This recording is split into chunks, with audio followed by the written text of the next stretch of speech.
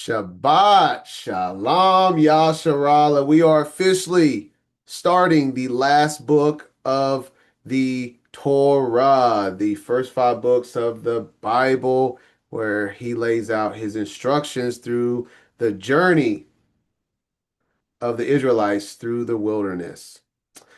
All right, so before we begin Deuteronomy, let's discuss the meaning of the name and kind of what we're going to be getting into in week one of, or week 40, but the very first week of this book is a reiteration of the laws given by the Most High to the Israelites from the previous four books. Deuteronomy kind of just like is a second witness for all of what's been written already. The Hebrew name for the book of Deuteronomy is Devarim, which translates to words or matters. Obviously, these are the words or matters that's already been discussed in the Torah. Deuteronomy, from the Greek meaning, is second or repeated law, or Deuteronomy, another reference of this book is Mishnah Torah, which is repetition of the instructions, which we're clearly going to see in week 40 of our reading through Deuteronomy chapter 1 through 5. Let's begin this review over the journey through the wilderness in Deuteronomy 1. And you already know, let's pray. I didn't forget. I did not forget. Let us pray. Tawada, Heavenly Abba, Shabbat Shalom, for all that you have done and all that you do that goes unseen and unnoticed by us, Heavenly Abba. We are truly thankful for guarding us and allowing us to wake up in your presence, to be called to be set apart and to walk it out as you have commanded us, Heavenly Abba. In doing so, every single day, we need eyes to see and ears to hear. We ask for the continued mercy that you have laid upon all of us to continue in grace to be proven by our works and to choose you in each and every day as we're choosing you this moment to set apart, to not work, to study your Torah, and to walk in line with what we have read. So in doing so, as we read, we ask for the Ruach to give us divine counsel upon these instructions. Barak your name, Abba, Bahashem Yeshaya. We pray, Amen and Amen.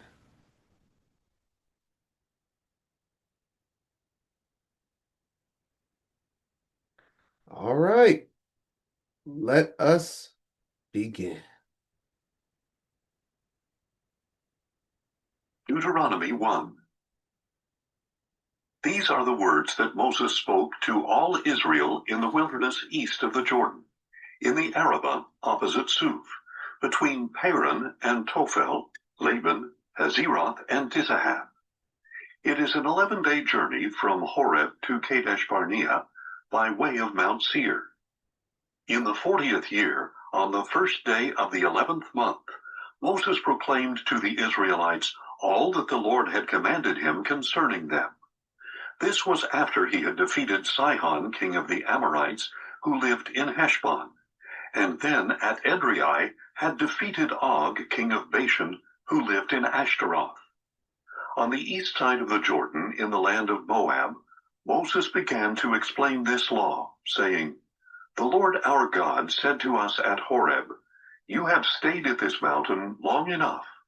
Resume your journey and go to the hill country of the Amorites. Go to all the neighboring peoples in the Arabah, in the hill country, in the foothills, in the Negev, and along the seacoast to the land of the Canaanites and to Lebanon, as far as the great river Euphrates. See, I have placed the land before you. Enter and possess the land that the Lord swore he would give to your fathers, Abraham, Isaac, and Jacob, and to their descendants after them.'"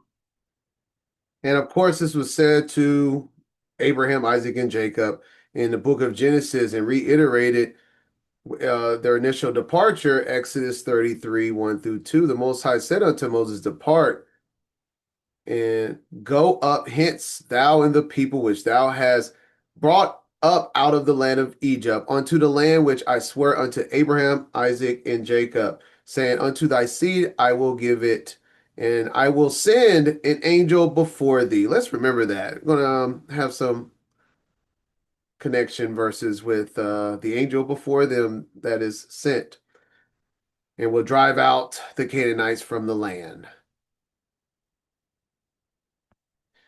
Another thing I want to point out right here in the beginning of chapter 1, we see it is only an 11-day journey from Mount Horeb, where near Mount Sinai received the commandments, right? Um, by all the way to Mount Seir, the land of Edom. It's an 11-day journey.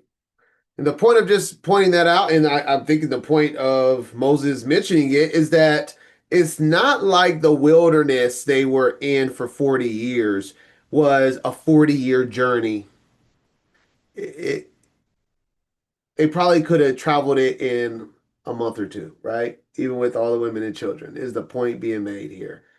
They were wandering in the wilderness for 4 years. And I say that because sometimes people get in their own heads, and I've heard people say, "Oh well, the distance has to be far because it took them 40 years." It had nothing to do with distance, guys. It was a curse upon the people. There's nowhere that it says that Egypt is a 40-year journey from the promised land. Just the specifics there, all right? All right, let's continue verse 9.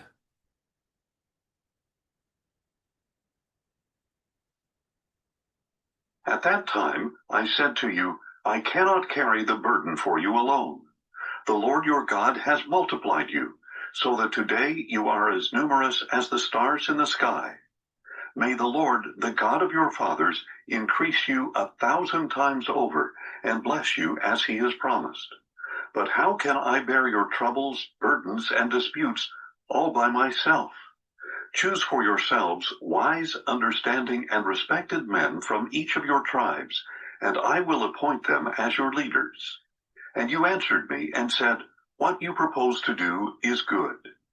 So I took the leaders of your tribes, wise and respected men, and appointed them as leaders over you, as commanders of thousands, of hundreds, of fifties, and of tens, and as officers for your tribes.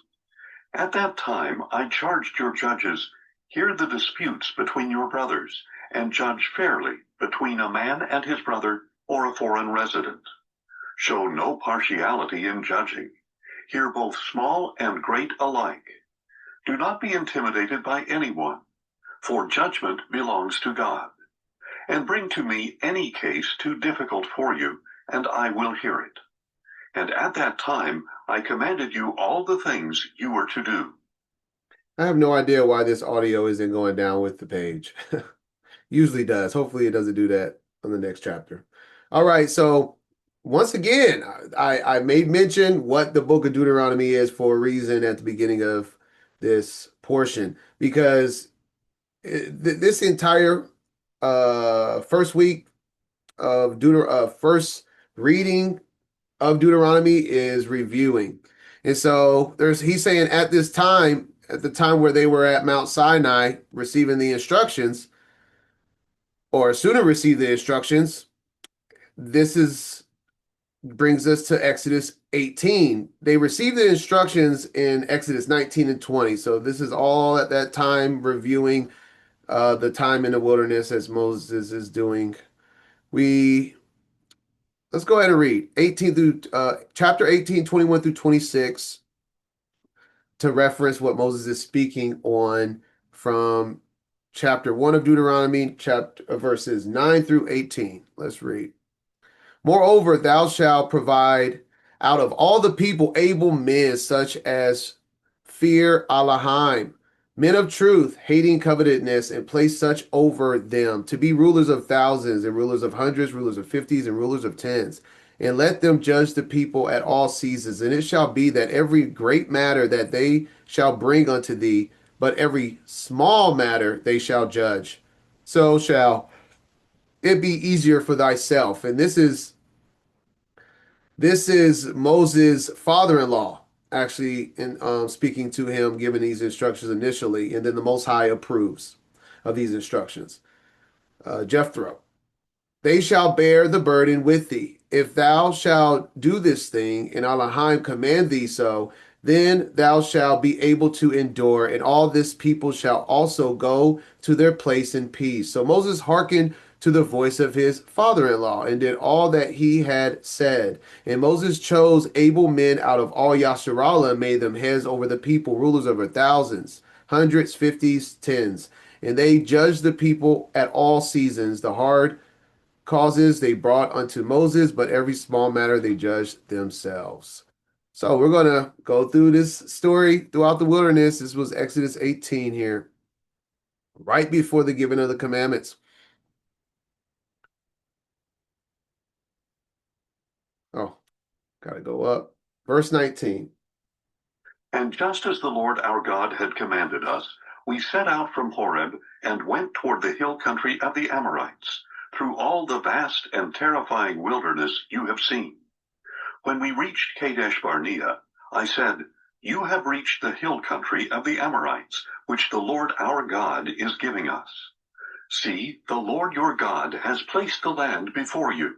Go up and take possession of it, as the Lord, the God of your fathers, has told you. Do not be afraid or discouraged." Then all of you approached me and said, "Let us send men ahead of us to search out the land and bring us word of what route to follow and which cities to enter." The plan seemed good to me, so I selected 12 men from among you, one from each tribe. They left and went up into the hill country and came to the valley of Eshcol and spied out the land. They took some of the fruit of the land in their hands, carried it down to us, and brought us word.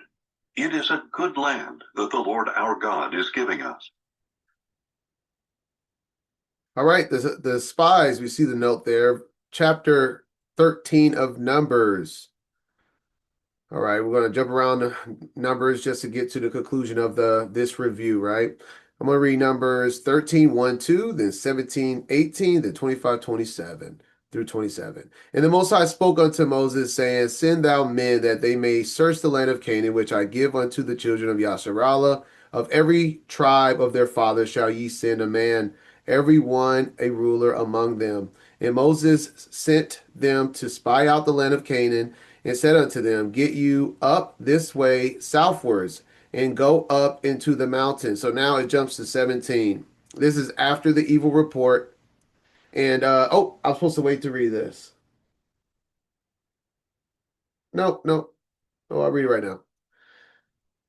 And Moses sent them to spy out the land of Canaan, and said unto them, get you up this way southward, and go up into the mountain, and see the land, what it is, and the people that dwelleth therein, whether they be strong or weak, few or many, etc., etc. Verse 25, and they returned from searching of the land after 40 days, and they went and came to Moses and to Aaron and to all the congregation of the children of Yasharallah, and brought back word unto them and unto all the congregation, and showed them the fruit of the land. And they told him and said, We came unto the land whether thou sendest us, and surely it floweth with milk and honey, and this is the fruit of it.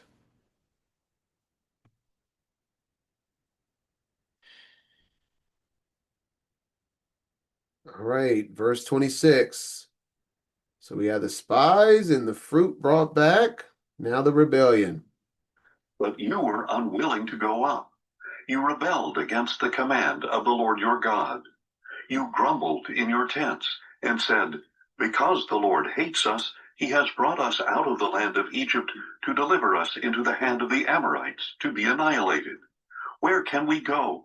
Our brothers have made our hearts melt, saying, The people are larger and taller than we are.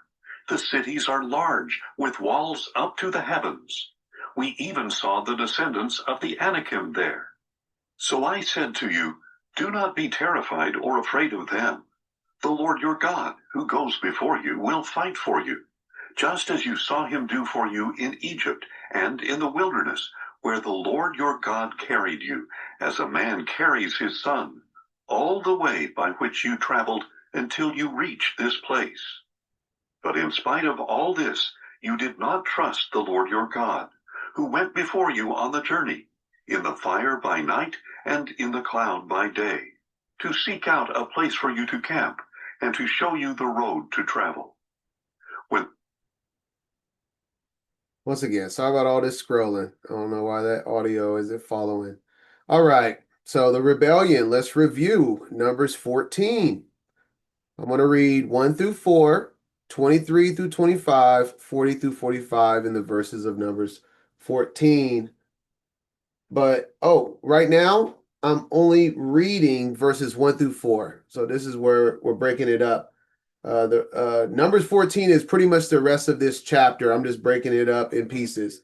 So verses 26 to 33 of Deuteronomy chapter 1 that we just read corresponds to Numbers 14, 1 through 4. So we're just going to read that right now. And all the congregation lifted up their voice and cried, and the people wept that night. And all the children of Yasharallah murmured against Moses and against Aaron, and the whole congregation said unto them, would Allahim that we had died in the land of Egypt, or would Allahim we had died in this wilderness? And wherefore has the Most High brought us unto this land to fall by the sword, that our wives and our children should be a prey? Were it not better for us to return unto Egypt? And they said one to another, let us make a captain, and let us return to Egypt. The rebellion.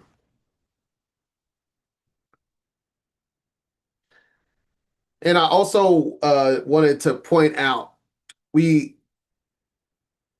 said at the beginning in Exodus 33, verse 2, and I will send an angel before thee to drive the Canaanites out the land, and obviously before thee in the wilderness, and that is the pillar of smoke, cloud by day, and fire by night, right?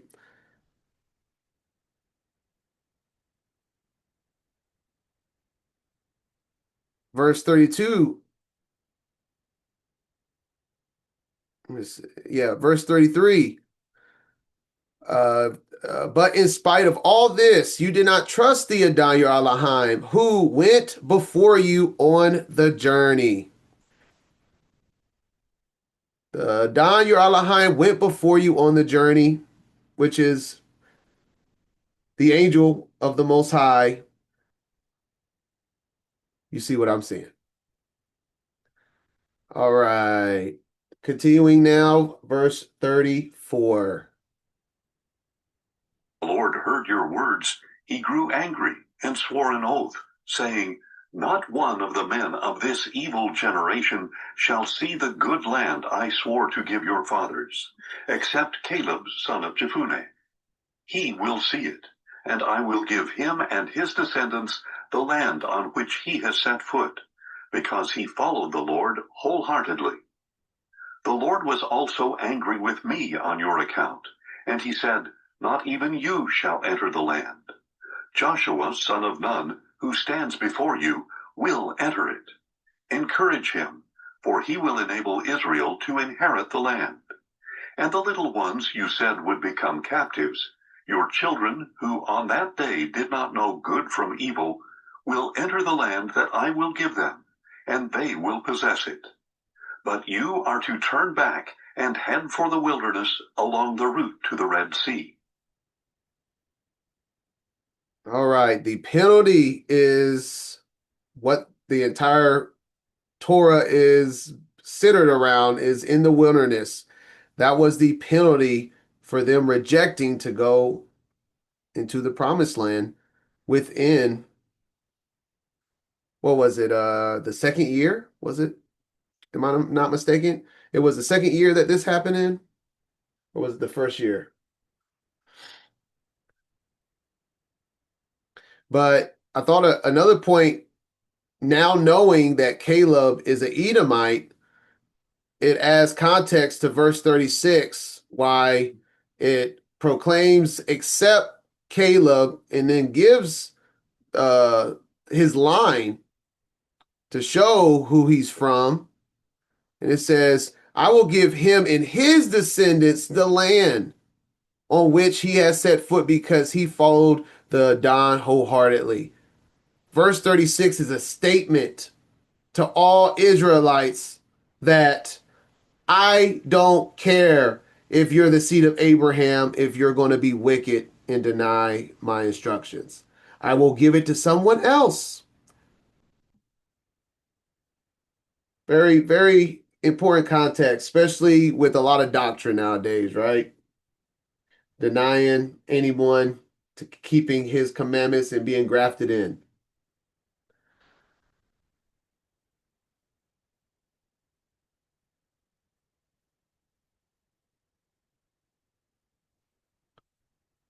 All right, let's close off the chapter now. Verse 41. We have sinned against the Lord, you replied. We will go up and fight, as the Lord our God has commanded us. Then each of you put on his weapons of war, thinking it easy to go up into the hill country. But the Lord said to me, tell them not to go up and fight, for I am not with you to keep you from defeat by your enemies. So I spoke to you, but you would not listen. You rebelled against the command of the Lord and presumptuously went up into the hill country. Then the Amorites who lived in the hills came out against you and chased you like a swarm of bees. They routed you from Seir all the way to Hormah. And you returned and wept before the Lord, but he would not listen to your voice or give ear to you. For this reason, you stayed in Kadesh for a long time, a very long time. All right. And this story stands out to me because these people, what did they say? As we read right here in 41, we have sinned against the Adon, and you replied, we will go up and fight as the Adon our Elohim has commanded us. And they went up with weapons of war. But the Adon said to me, tell them not to go up and fight, for I am not with you to keep you from defeat by your enemies. All right. Verse 41 and 42 of the story is what I see nowadays in what we call like churchianity. Like any person that says they believe in the Bible, they are declaring war against the enemy with no support of the Most High because they have forsaken him. So many things we do in this life, we proclaim that we're doing it for the Most High, but the Most High is saying, don't go up and fight. I am not with you. You do not keep my commandments. You do not, there's orders to things. And they try to do what the Most High first told them to do, but then they rejected that. And then they were punished, and then they go, no, we're going to go in the land. We're gonna go in the land. And the Most High's like, no, it's too late for that. Keep the commandments and then prepare for battle. You can't be trying to prepare for battle and the Most High is not with you. You think you're going to win that battle without the Most High? Of course not. And then closing off this chapter in review, Numbers 14.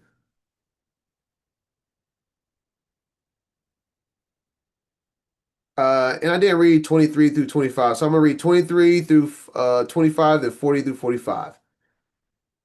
Surely they shall not see the land which I swear unto their fathers, neither shall any of them that provoke me see it, but my servant Caleb, because he had another spirit with him and has followed me fully. Another spirit is a spirit that's opposite of the people that rebelled. Obviously, not like a demon or something, because he has followed me fully. Him will I bring into the land whereinto he went, and his seed shall possess it. Now the Amalekites and the Canaanites dwelt in the valley. Tomorrow turn you and get you into the wilderness by the way of the Red Sea. And then they decided to still go up in the valley, and they rose up early in the morning and got them up into the top of the mountain, saying, lo, we be here, and we and will go up unto the place which the Most High has promised, for we have sinned. And Moses said, Wherefore now do ye transgress the commandment of the Most High, but it shall not prosper. Go not up, for the Most High is not among you, that ye be not smitten before your enemies.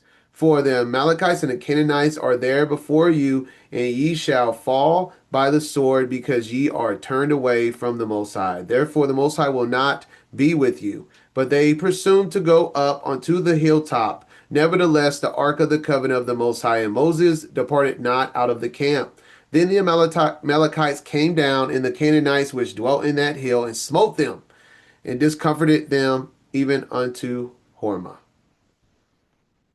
And that is the conclusion of Deuteronomy chapter 1. Let's continue. Deuteronomy 2. Then we turned back and headed for the wilderness by way of the Red Sea, as the Lord had instructed me. And for many days we wandered around Mount Seir. At this time the Lord said to me, You have been wandering around this hill country long enough. Turn to the north and command the people, You will pass through the territory of your brothers, the descendants of Esau, who live in Seir. They will be afraid of you, so you must be very careful. Do not provoke them, for I will not give you any of their land, not even a footprint, because I have given Mount Seir to Esau as his possession. You are to pay them in silver for the food you eat and the water you drink. And just lining up the story, review this was Numbers 20, 17, 18. Let us pass, Israelites were saying to the descendants of Esau. I pray thee, through thy country, we will not pass through the fields or through the vineyards, neither will we drink of the waters of the wells. We will go by the king's highway. We will not turn to the right hand or nor to the left until we have passed thy borders. And Edom said unto him, Thou shalt not pass by me, lest I come out against thee with the sword. Verse 7. Oh no, it's going to be doing this. Why is this bugging? Indeed, the Lord your God has blessed you in all the work of your hands. He has watched over your journey through this vast wilderness. The Lord your God has been with you these 40 years, and you have lacked nothing. So we passed by our brothers, the descendants of Esau, who live in Seir. We turned away from the Arabah road, which comes up from Elath and Ezion-Geber, and traveled along the road of the wilderness of Moab.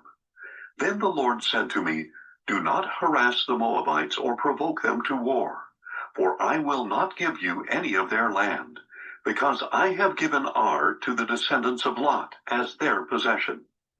The Emites used to live there, a people great and many, as tall as the Anakites. Like the Anakites, they were also regarded as Rephaim, though the Moabites called them Emites. The Horites used to live in Seir, but the descendants of Esau drove them out. They destroyed the Horites from before them and settled in their place, just as Israel did in the land that the Lord gave them as their possession. Now arise and cross over the brook of Zered. So we crossed over the brook of Zered.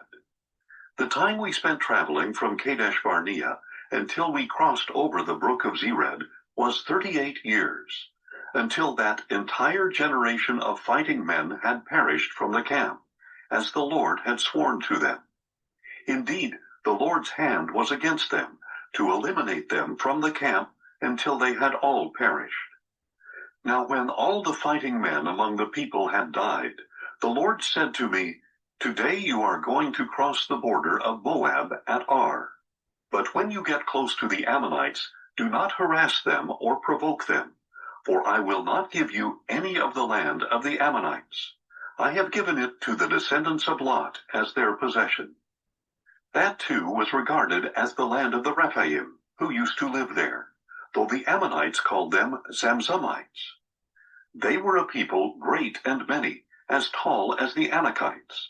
But the Lord destroyed them from before the Ammonites, who drove them out and settled in their place, just as he had done for the descendants of Esau who lived in Seir, when he destroyed the Horites from before them.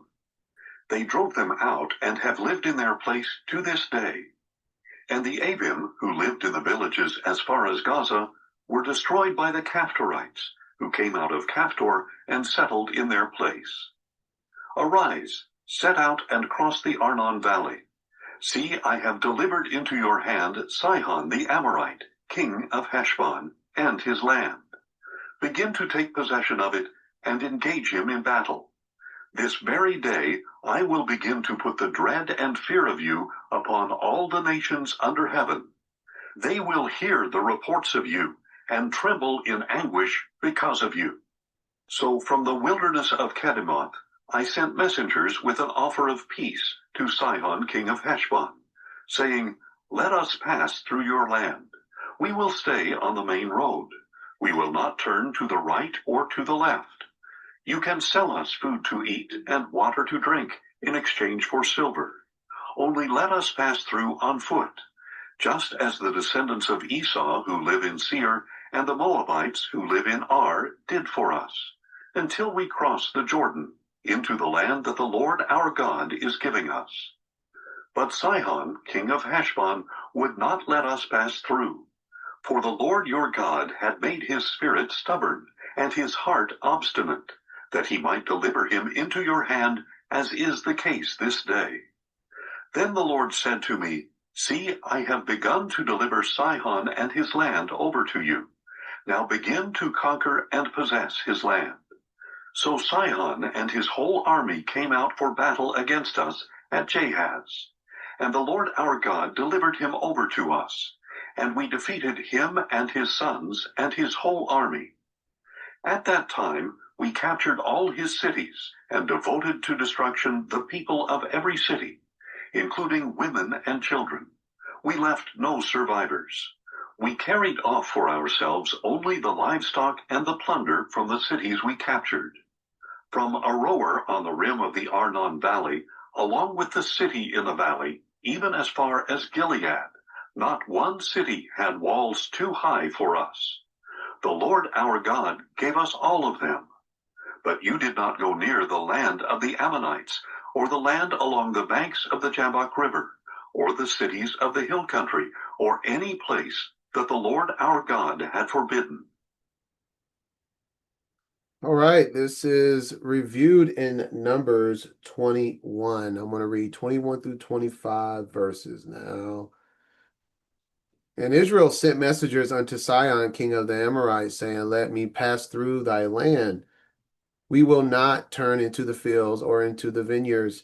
We will not drink of the waters of the well, but we will go along by the king's highway until we be past thy borders. And Sihon would not suffer Israel to pass through his borders, but Sihon gathered all his people together and went out against Israel into the wilderness and came to Jahaz and fought against Yasharallah. Yasharallah smote him with the edge of the sword and possessed his land from Arnon unto Jabbok, even unto the children of Ammon.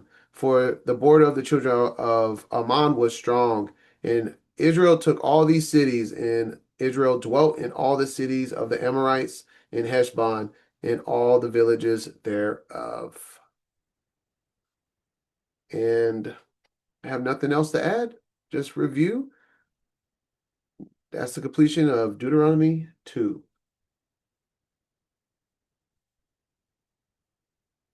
Deuteronomy 3. Then we turned and went up the road to Bashan, and Og, king of Bashan, and his whole army came out to meet us in battle at Edrei. But the Lord said to me, Do not fear him, for I have delivered him into your hand, along with all his people and his land. Do to him as you did to Sihon, king of the Amorites, who lived in Heshbon. So the Lord our God also delivered Og, king of Bashan, and his whole army into our hands. We struck them down until no survivor was left. Also, just want to make a note. We're seeing with a lot of these. They're wiping out everyone. These are wicked people, and a lot of these people, as we're reading right now, Og is a hybrid species. These are giants, Nephilim, which is what was described. That's why the so-called spies of Israel was so fearful to go into the land was because there were giants. Verse 4. At that time, we captured all 60 of his cities. There was not a single city we failed to take. The entire region of Argob, the kingdom of Og in Bashan. All these cities were fortified with high walls and gates and bars, and there were many more unwalled villages. We devoted them to destruction, as we had done to Sihon, king of Heshbon, utterly destroying the men, women, and children of every city. But all the livestock and plunder of the cities we carried off for ourselves. At that time we took from the 2 kings of the Amorites the land across the Jordan, from the Arnon Valley as far as Mount Hermon, which the Sidonians call Sirion, but the Amorites call Senir. All the cities of the plateau, all of Gilead, and all of Bashan as far as the cities of Salika and Edrei in the kingdom of Og. For only Og, king of Bashan, had remained of the remnant of the Rephaim. His bed of iron, 9 cubits long and 4 cubits wide, is still in Rabbah of the Ammonites. So yes, they have this footnote here. Og's bed was approximately 14 feet long and 6 feet wide. So there you go. These are the giants of the land at the time, and just giving a visual here. Get that math based on 17.71 inches here. The cubit is a measure from your elbow to the tip of your middle finger when your arm is extended. And it really does make sense in ancient times that your body parts would be used with correlating measurements because you can't go nowhere without your arm. Easy way to do measurements when you're using body parts. And when you do the math, I did 9 times 17.71 is what, just under 13.3 feet. This is the math I got. And then the width was 5.9 feet. So very close to being approximately 14 feet long, 6 feet wide, as this footnote suggests. Interesting that it says for only Og, king of Bashan, had remained, that he's still was there. Interesting. All right, verse 12. Oh, hold on. Review Numbers 21, 33 through 35. And they turned and went up by the way of Bashan, and Og, the king of Bashan, went out against him, he and all his people, to the battle at Edrei. And the Most High said unto Moses, Fear him not, for I have delivered him into thy hand, and all his people in his land. And thou shalt do to him as thou didst unto Sihon, king of the Amorites, which dwelt at Heshbon. So they smote him and his sons and all his people until there was none left him alive, and they possessed his land. Which hence why because we read some stories when they're conquering the land, and they take the women, for example. But this makes sense why they're not taking the women of these people or anybody, because they're hybrid Nephilim.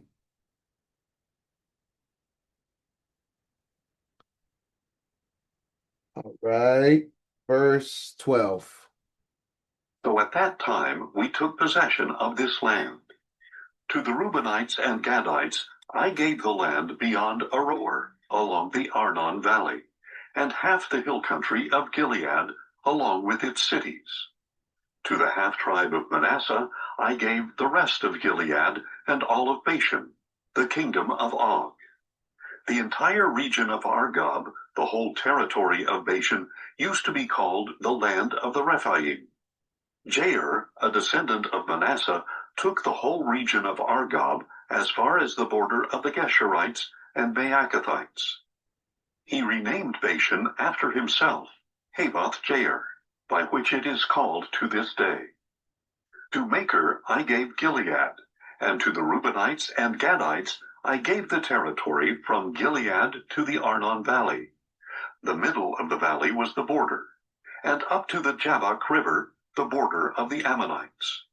The Jordan River in the Arabah bordered it from Kinnereth to the Sea of the Arabah, the Salt Sea, with the slopes of Pisgah to the east. At that time I commanded you, the Lord your God has given you this land to possess. All your men of valor are to cross over, armed for battle, ahead of your brothers, the Israelites.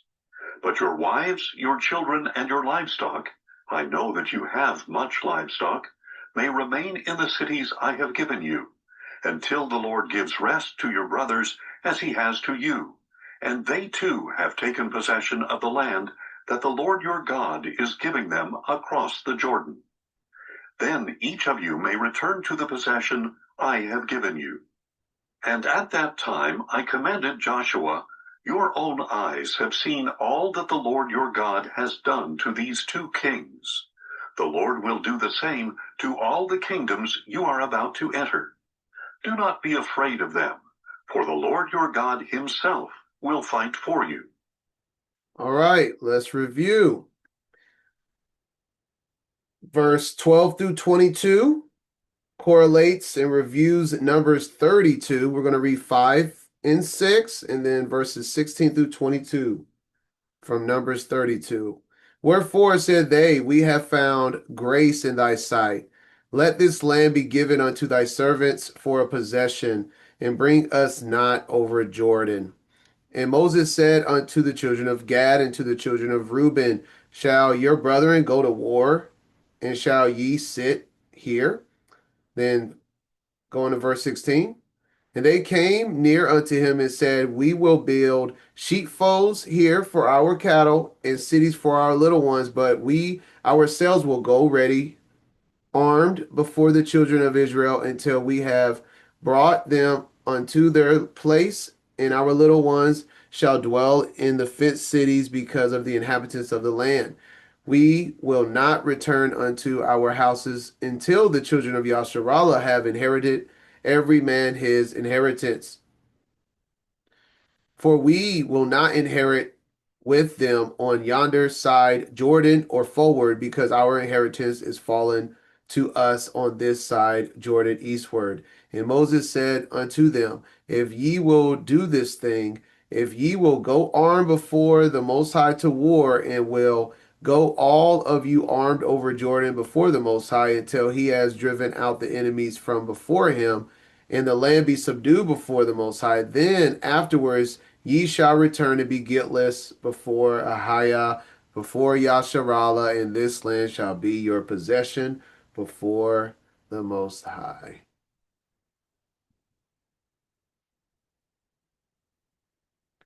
All right, finishing chapter 3 with verse 23. Oh, At that time I also pleaded with the Lord. O Lord God, you have begun to show your greatness and power to your servant. For what God in heaven or on earth can perform such works and mighty acts as yours? Please let me cross over and see the good land beyond the Jordan, that pleasant hill country as well as Lebanon.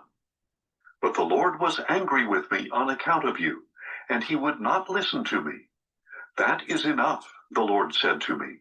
Do not speak to me again about this matter.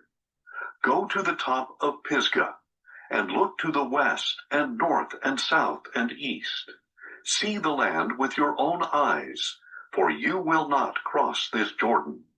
But commission Joshua, encourage him and strengthen him, for he will cross over ahead of the people and enable them to inherit the land that you will see. So we stayed in the valley opposite Beth Peor. All right, the time where Moses is forbidden to cross the Jordan. We read Numbers 27, 12 through 14. And the Most High said unto Moses, Get thee up into the Mount Abarim, and see the land which I have given unto the children of Yasharallah. And when thou hast seen it, thou also shalt be gathered unto thy people, as Aaron thy brother was gathered. For ye rebelled against my commandment in the desert of Zin, in the strife of the congregation, to sanctify me at the water before their eyes. This is the water of Meribah in Kadesh, in the wilderness of Zin. As Moses says, but the Adad was angry with me on account of you. It was, as it says, the congregation, right? In the strife of the congregation. He's like, because y'all got on my nerves so much. Y'all made me get so upset that I overstepped my boundaries and I have to pay that price. And that is the conclusion of chapter 3. I mean, a lot of these chapters go by pretty quick because, I mean, like I said, they're review. And if you want more on that story, then go to the chapter and Torah portion of these stories that are reviewed a second time. All right, Deuteronomy 4. Deuteronomy 4. Hear now, O Israel, the statutes and ordinances I am teaching you to follow, so that you may live and may enter and take possession of the land that the Lord, the God of your fathers, is giving you. You must not add to or subtract from what I command you, so that you may keep the commandments of the Lord your God that I am giving you. The Most High is the same yesterday, today, and tomorrow, as we see from the beginning of the book, the Torah, all the way to the very last book, the book of Revelation, chapter 22, 18 through 19. For I testify unto every man that heareth the words of the prophecy of this book, if any man shall add unto these things, Elohim shall add unto him the plagues that are written in this book. And if any man shall take away from the words of the book of this prophecy, Elohim shall take away his part out of the book of life and out of the holy city from the things which are written in this book. So simply put, do not add or take away. Simply just do what is commanded for you to do. Follow his instructions and keep his commandments if you love him. All right, verse 3. Your eyes have seen what the Lord did at Baal Peor. For the Lord your God destroyed from among you all who followed Baal of Peor. All right, quick review. Baal Peor is the story where Balaam is present. Numbers 31:16. Behold, these caused the children of Israel through the counsel of Balaam to commit the trespass against the Most High in the matter of Peor. And there was a plague among the congregation. All right, continuing with verse 4 now. But you who held fast to the Lord your God are alive to this day, every one of you. See, I have taught you statutes and ordinances, just as the Lord my God has commanded me, so that you may follow them in the land that you are about to enter and possess. Observe them carefully, for this will show your wisdom and understanding in the sight of the peoples, who will hear of all these statutes and say, surely this great nation is a wise and understanding people. For what nation is great enough to have a God as near to them as the Lord our God is to us, whenever we call on him? And what nation is great enough to have righteous statutes and ordinances like this entire law I set before you today? Only be on your guard and diligently watch yourselves, so that you do not forget the things your eyes have seen, and so that they do not slip from your heart as long as you live. Teach them to your children and grandchildren. The day you stood before the Lord your God at Horeb, the Lord said to me, gather the people before me to hear my words, so that they may learn to fear me all the days they live on the earth, and that they may teach them to their children. You came near and stood at the base of the mountain, a mountain blazing with fire to the heavens, with black clouds and deep darkness. And the Lord spoke to you out of the fire. You heard the sound of the words, but saw no form. There was only a voice. He declared to you his covenant, which he commanded you to follow, the 10 Commandments that he wrote on 2 tablets of stone. All right. That's Exodus 19:18 through 20. And Mount Sinai was altogether on a smoke because the Most High descended upon it in fire. And the smoke thereof ascended as smoke of a furnace, and the whole mount quaked greatly. And when the voice of the trumpet sounded long and waxed louder and louder, Moses spake, and Elohim answered him by a voice. And the Most High came down upon Mount Sinai on the top of the mount, and the Most High called Moses up to the mount, and Moses went up.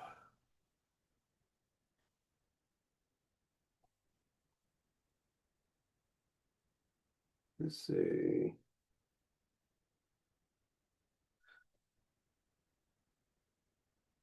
Let's continue verse 14. At that time, the Lord commanded me to teach you the statutes and ordinances you are to follow in the land that you are crossing the Jordan to possess.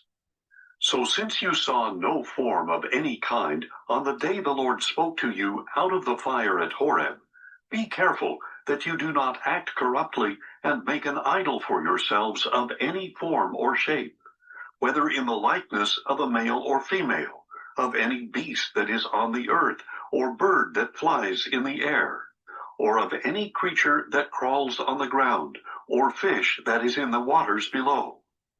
When you look to the heavens and see the sun and moon and stars, all the host of heaven, do not be enticed to bow down and worship what the Lord your God has apportioned to all the nations under heaven. Yet the Lord.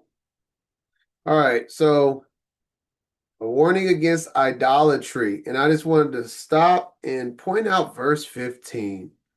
So since you saw no form of any kind on that day, be careful that you do not act corruptly and make an idol for yourselves of any form or shape. Just the details of the Most High. He made sure to show no form because he didn't want people creating images in the form that they saw, which makes it that much more clear that any type of object that Abba hasn't given you, it's idolatry if you're using it for religious, spiritual purposes.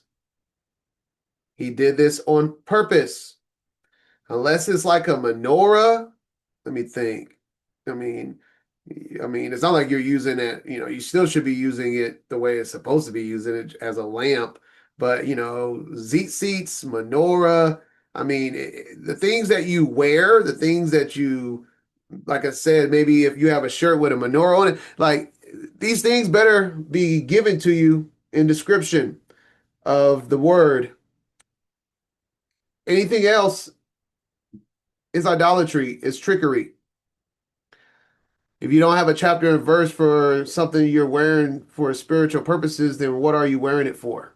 You're wearing it for yourself. You're wearing it for whoever you're worshiping, right? And in review of this is the commandment. We're getting into the commandments. Second commandment, Exodus 20, verse 4, thou shalt not make unto thee any graven images or any likeness of anything that is in the heaven above, or that is in the earth beneath, or that is in the waters under the earth. Literally everything. It's funny how the Most High doesn't mention space in the galaxy. That's weird.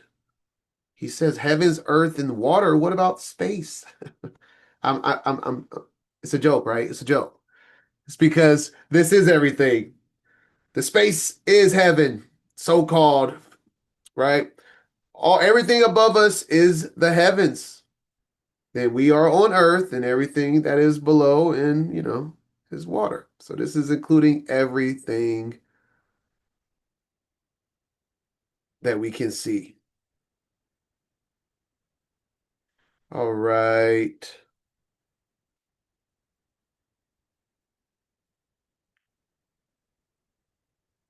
Verse 14. Has taken you and brought you out of the iron furnace, out of Egypt, to be the Oops. people of his inheritance, as you are today. The Lord, however, was angry with me on Verse account of 21. you, and he swore that I would not cross the Jordan to enter the good land that the Lord your God is giving you as an inheritance. For I will not be crossing the Jordan, because I must die in this land. But you shall cross over and take possession of that good land. Be careful that you do not forget the covenant of the Lord your God that he made with you. Do not make an idol for yourselves in the form of anything he has forbidden you. For the Lord your God is a consuming fire, a jealous God. After you have children and grandchildren, and you have been in the land a long time, if you then act corruptly and make an idol of any form, doing evil in the sight of the Lord your God and provoking him to anger, I call heaven and earth as witnesses against you this day, that you will quickly perish from the land that you are crossing the Jordan to possess. You will not live long upon it, but will be utterly destroyed. Then the Lord will scatter you among the peoples, and only a few of you will survive among the nations to which the Lord will drive you. And there you will serve man-made gods of wood and stone, which cannot see or hear or eat Or smell. Verse 28. Man-made gods of wood and stone. Now, if you're familiar with the book of Jasher and the story of Abraham and his father, and he has his idols. Yes, people used to have idols, like straight idols, like in their homes. Wait a minute, wait a minute. Used to. They still do that. There are idols that, I mean, honestly, I mean, some, I don't know what home I haven't been in that doesn't have idols that is someone that isn't in the know, that's not in the real truth, right? Not Judaism, because then you get that Star of Remphan everywhere. You know, you got Christianity, you got Islam. Wood and stone is the idols still the same this day. May look a little different, maybe promote it a little different, but same idolatry, different generation, right?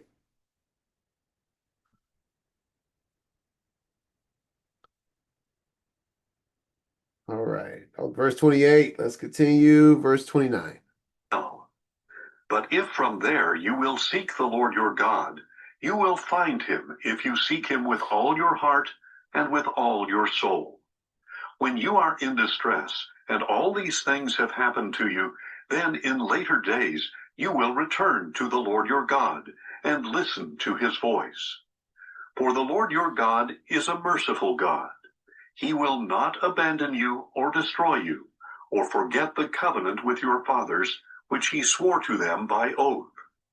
Indeed, ask now from one end of the heavens to the other about the days that long preceded you, from the day that God created man on earth. Has anything as great as this ever happened or been reported? Has a people ever heard the voice of God speaking out of the fire as you have and lived? Or has any God tried to take as his own a nation out of another nation? By trials, signs, wonders, and war, by a strong hand and an outstretched arm, and by great terrors, as the Lord your God did for you in Egypt before your eyes. You were shown these things so that you would know that the Lord is God. There is no other besides him. He let you hear his voice from heaven to discipline you, and on earth he showed you his great fire, and you heard his words out of the fire. Because he loved your fathers, he chose their descendants after them, and brought you out of Egypt by his presence and great power, to drive out before you nations greater and mightier than you, and to bring you into their land and give it to you for your inheritance, as it is this day. Know therefore this day, and take to heart, that the Lord is God in heaven above and on the earth below. There is no other. Keep his statutes and commandments, which I am giving you today, so that you and your children after you may prosper, and that you may live long in the land that the Lord your God is giving you for all time. Ah, so good, so good. Let's go to the beginning of what we just was reading. Verse 29. But we all are witnesses and have our own testimonies of this verse. But if from where? Worshiping these idols, being in these religions of men. But if from there you will seek the Adon your Elohim, you will find him if you seek him with all your heart and with all your soul. When you are in distress and all these things have happened to you, then in later days you will return to the Adon your Elohim and listen to his voice. Can I get an amen? Love it, love it. We are witnesses. Our life testimony fulfills that I mean, that's technically a prophecy saying what will happen. We're a living, breathing testimony of this prophecy, these words written by Moshe, right? And if you, like I said, this is review. So if you've been around from the beginning of these Torah portions and we went into the detail of the name that is behind me, Haya, and we go to the pictograph, and you have the pictograph reading right to left. We have the head, meaning strong. We have behold, and then an arm, a stretched out arm, and behold. So we have a strong behold, the stretched out strong arm and wrapped up. So this should be reviewed by a strong hand and an outstretched arm. Strong. Behold the extended hand that is strong of the Most High. Once again, tribute to his name. And now we're at the last portion of this reading. Another review with the cities of refuge. Then Moses set aside 3 cities across the Jordan to the east, to which a manslayer could flee after killing his neighbor unintentionally without prior malice. To save one's own life, he could flee to one of these cities. These are in the wilderness on the plateau belonging to the Reubenites, Ramoth in Gilead belonging to the Gadites, or Golan in Bashan belonging to the Manassites. This is the law that Moses set before the Israelites. These are the testimonies, statutes, and ordinances that Moses proclaimed to them after they had come out of Egypt, while they were in the valley across the Jordan, facing Beth Peor, in the land of Sihon, king of the Amorites, who lived in Heshbon, and was defeated by Moses and the Israelites after they had come out of Egypt. They took possession of the land belonging to Sihon and to Og, king of Bashan, the 2 Amorite kings across the Jordan to the east, extending from Aroer on the rim of the Arnon Valley as far as Mount Sion, that is, Hermon, including all the Arabah on the east side of the Jordan, and as far as the sea of the Arabah below the slopes of Pisgah. So we have the cities of refuge commanded in Numbers 35:11 originally. Then ye shall appoint you cities to be the cities of refuge for you, that the slayer may flee thither, which killeth any person at unawares, so accidentally.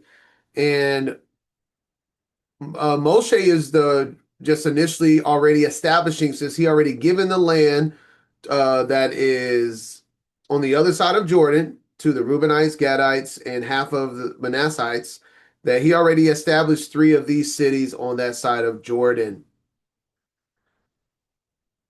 And Moses just reiterating the Torah as we get into chapter 5, the last chapter of week 40 of our reading. Let's get into it. Oh, yeah, I read that. All right, let's do it. Deuteronomy 5. Then Moses summoned all Israel and said to them, Hear, O Israel, the statutes and ordinances that I declare in your hearing this day. Learn them and observe them carefully. The Lord our God made a covenant with us at Horeb. He did not make this covenant with our fathers, but with all of us who are alive here today. The Lord spoke with you face to face out of the fire on the mountain. And this goes for all generations, right? He did not make this covenant with our fathers, but with all of us who are alive here today. The Most High is present. And I said it earlier in this reading. He's the same yesterday, today, and tomorrow. When you are born, you are living a life with decisions that is based around the free will to make these decisions, so you can choose to be in covenant with the Most High. So the most important aspect of this life is having the free will to choose to be a part of the covenant, to be grafted in the covenant, and to keep his commandments. Let's see.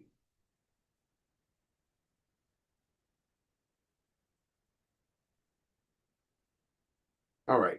And now we're just about to get into a review of the Ten Commandments. And I also think is the details of the reiterating of the Torah is, remember, for Moshe, his audience has changed. These are the descendants of the fathers of the generation that was 40 years ago that were under the age of 20. So this is an important reiteration because now all of them are adults and can fully comprehend and needs to comprehend everything that Moses is reiterating with all of the commandments that was given at Mount Sinai. That's what's happening right now. So that being said, Moses is going over it just like he went over it the first time at Mount Sinai in Exodus 20, right? So let's begin. Verse 5. At that time, I was standing between the Lord and you to declare to you the word of the Lord, because you were afraid of the fire and would not go up the mountain. And he said, I am the Lord your God, who brought you out of the land of Egypt, out of the house of slavery. You shall have no other gods before me. You shall not make for yourself an idol in the form of anything in the heavens above, on the earth below, or in the waters beneath. You shall not bow down to them or worship them. For I, the Lord your God, am a jealous God, visiting the iniquity of the fathers on their children to the third and fourth generations of those who hate me, but showing loving devotion to 1,000 generations of those who love me and keep my commandments. You shall not take the name of the Lord your God. Nah, we gonna stop there. We gonna stop there. What did he say? But showing loving devotion to 1,000 generations. Let's see what this footnote says. That's too long. 1,000 generations of those who love me and keep my commandments. I mean, John 14:15. I didn't even add it on here, but I mean, this is Mashiach straight up quoting Deuteronomy, what, 5:10. Deuteronomy 5:10. I'm about to add it right now because I mean, ain't nothing changed. Ain't nothing changed.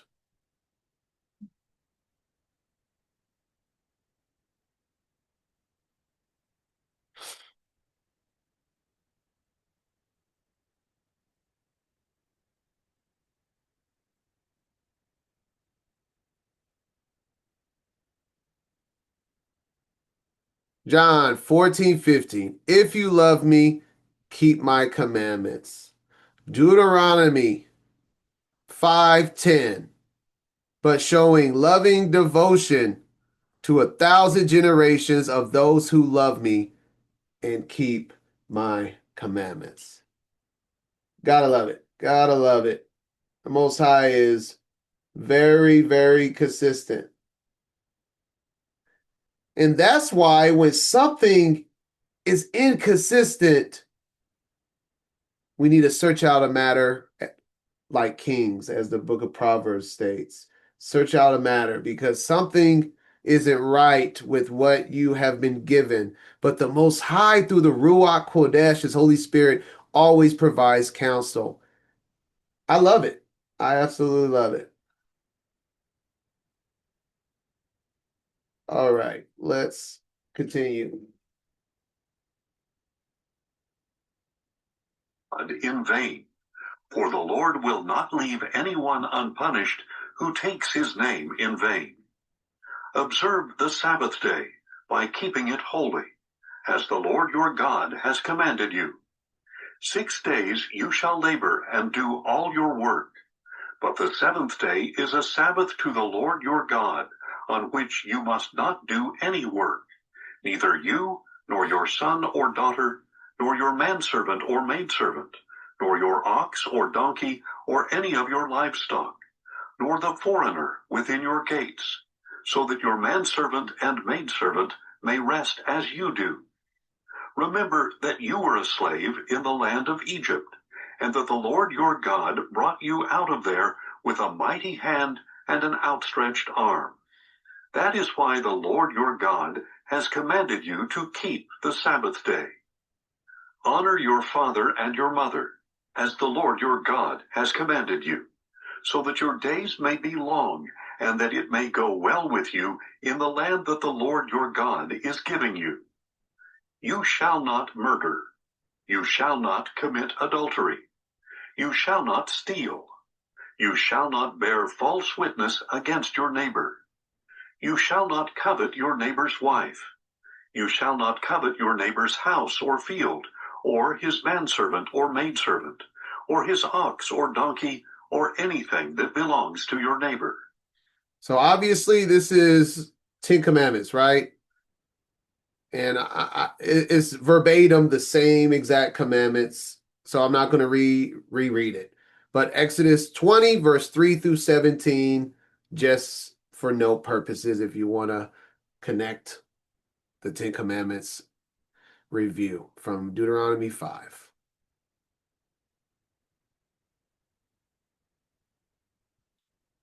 All right. Last passage of our reading, starting in verse 23. The Lord spoke these commandments in a loud voice to your whole assembly, out of the fire, the cloud, and the deep darkness on the mountain. He added nothing more. And he wrote them on 2 tablets of stone, and gave them to me. And when you heard the voice out of the darkness, while the mountain was blazing with fire, all the heads of your tribes and your elders approached me, and you said, Behold, the Lord our God has shown us his glory and greatness, and we have heard his voice out of the fire. Today we have seen that a man can live even if God speaks with him. But now, why should we die? For this great fire will consume us, and we will die if we hear the voice of the Lord our God any longer. For who of all flesh has heard the voice of the living God speaking out of the fire as we have and survived?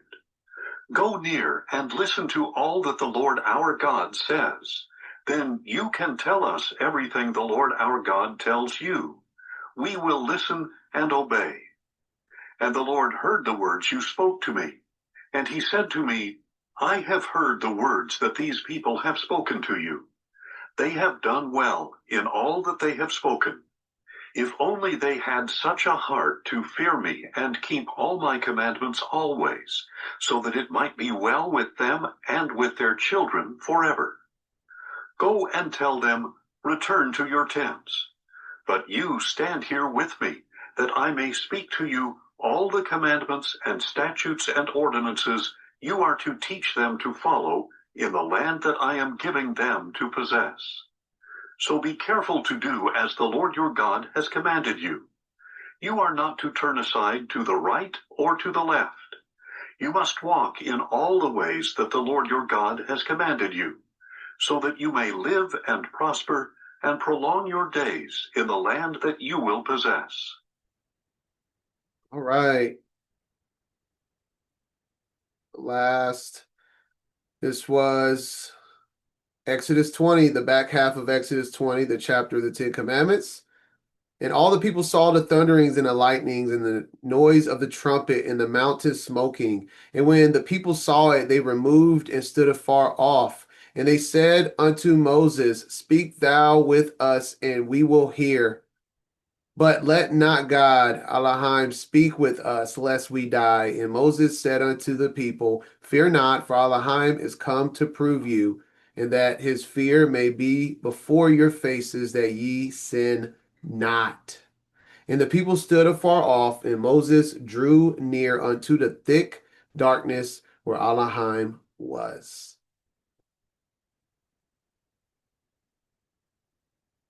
And that is the conclusion of week 40, the first week portion of the book of Deuteronomy. Thank y'all for joining me. Y'all know what's up. I will see y'all next week as we continue going line by line, gleaning wisdom from his word, Torah. Shabbat Shalom. See y'all next week.